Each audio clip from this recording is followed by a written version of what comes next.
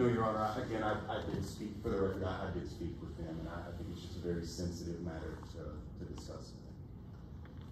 Oh, go ahead, Mr. Hannigan. You're still under oath for purposes of this portion of the hearing. Yes, Your Honor. I'm sorry for the Arnold's loss, and I feel for them. I understand their anger at this situation. There is no reason I would have intentionally harmed Dallas. My livelihood and my passion was working with and helping people with their dogs. This is the same reason why I didn't give up on Dallas in his potty training. I was unaware of his hydrocephalus and thought I would have the ability to get him to a place the Arnolds would be satisfied. While I noticed some weight loss, I didn't think much of it, as it's common with a board and trained animal due to the activity level and the stress of the experience. Dallas's bowl was always missing food or he had knocked it over. Therefore, I mistakenly assumed he was eating enough. If I had thought he was in danger or dangerously underweight, I would have returned him with a plan to finish his potty training once he was back to a healthy state, as I had done with previous dogs. While I assert I did not withhold food from Dallas or starve him, the responsibility of Dallas's care was on me. I am sorry for the loss of Dallas, and I never set out to cause him harm.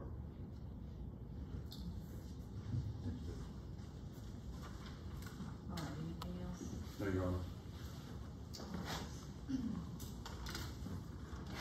Any other factors that your side wish to argue in terms of the range of punishment or enhancement or mitigating factors?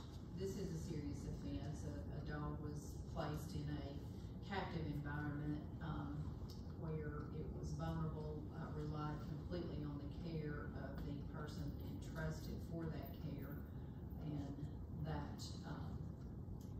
is obviously placing an animal in a very vulnerable situation, unable to fend for itself or get away from its circumstances. There's been concession by the state and the defense that this animal suffered from hydrocephalus. I don't know exactly what that is. The pictures clearly reflect that the dog was suffering from malnutrition, and anyone should have been able to see that dog needed to be cared for, particularly at the last stages, I assume, of what these photographs reflect. It's a very harsh way for an animal to be treated.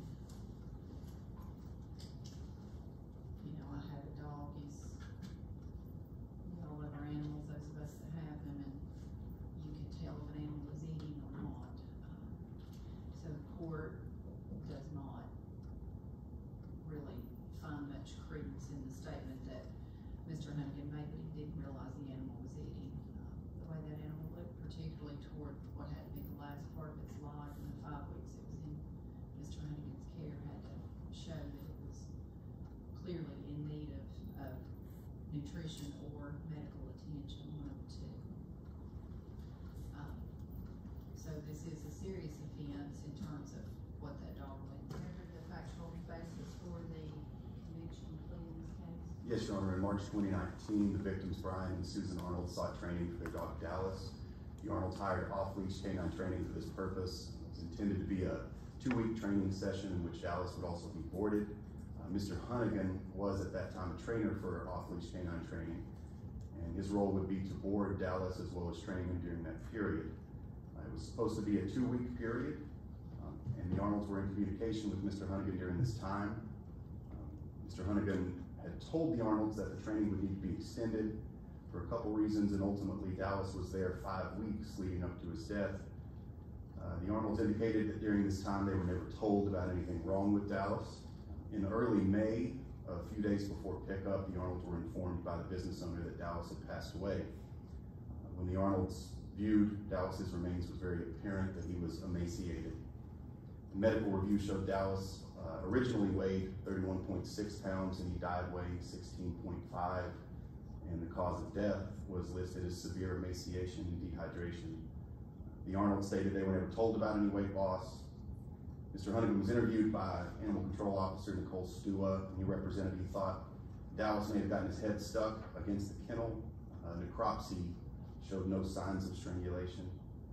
The evidence at trial would have shown that Mr. Hannigan had sole custody of Dallas during that time, from the beginning of his training to the time of his death.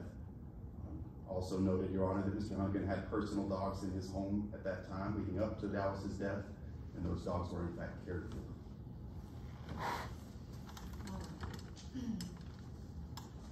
Mr. Hunnigan, did you hear what the state said they would present in a trial in this case? Yes, ma'am. Do you stipulate that that is in fact the proof, as you know it, that would be submitted to the jury if we had a trial?